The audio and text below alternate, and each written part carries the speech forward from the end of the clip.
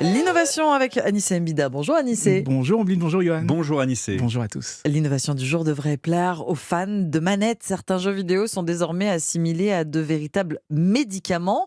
D'autres sont même remboursés par la sécurité sociale. Oui, et ça va peut-être changer notre vision des jeux vidéo. On va peut-être enfin se rendre compte qu'ils ne sont pas toujours abrutissants, ces jeux vidéo, qui peuvent aussi faciliter certains traitements médicaux.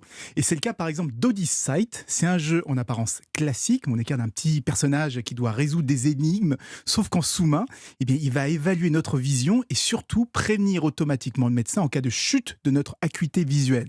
Et c'est un jeu qui est prescrit. Alors ça fait toujours bizarre de dire un jeu prescrit. Vous ferez 3 parties d'Odyssey par semaine. Mais c'est vraiment un jeu prescrit par un ophtalmo quand on a un fort risque de malvoyance ou une maladie de la rétine comme la DMLA.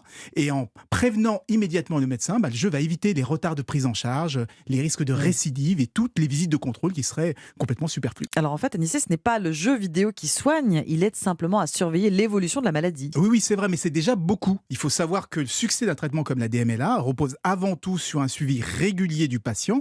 Or, c'est un traitement qui coûte très cher, environ 10 000 € par an par patient pour la Sécu. Donc, en déclenchant les visites et les injections uniquement quand c'est nécessaire, on fait faire des économies aussi bien aux patients qu'à l'assurance maladie. Et c'est pourquoi c'est le premier jeu qui est remboursé par la sécurité sociale.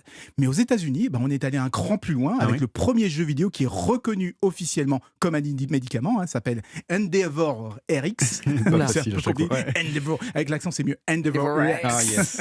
C'est un jeu d'aventure qui, lui, est prescrit pour soigner l'hyperactivité des 8-12 ans. Donc ça peut surprendre, parce qu'on s'imagine plutôt que les jeux vidéo ont tendance à exciter des enfants. Oui. Mais alors, on veut savoir, est-ce que ça marche? Est-ce que ça a été prouvé, tout ça? Évidemment, ça a été prouvé, comme tous les médicaments qui sont autorisés. Il a fait l'objet de plusieurs études cliniques et à chaque fois, les symptômes ont disparu ou même ont été atténués. Et c'est une première qui est vraiment très importante parce qu'elle ouvre la voie à tout un nouveau secteur, celui des thérapies numériques. Car oui, la réalité virtuelle, les écrans, les manettes peuvent nous divertir, mais ils ont aussi un énorme potentiel thérapeutique. Merci beaucoup Anissé Mbida. 6h50.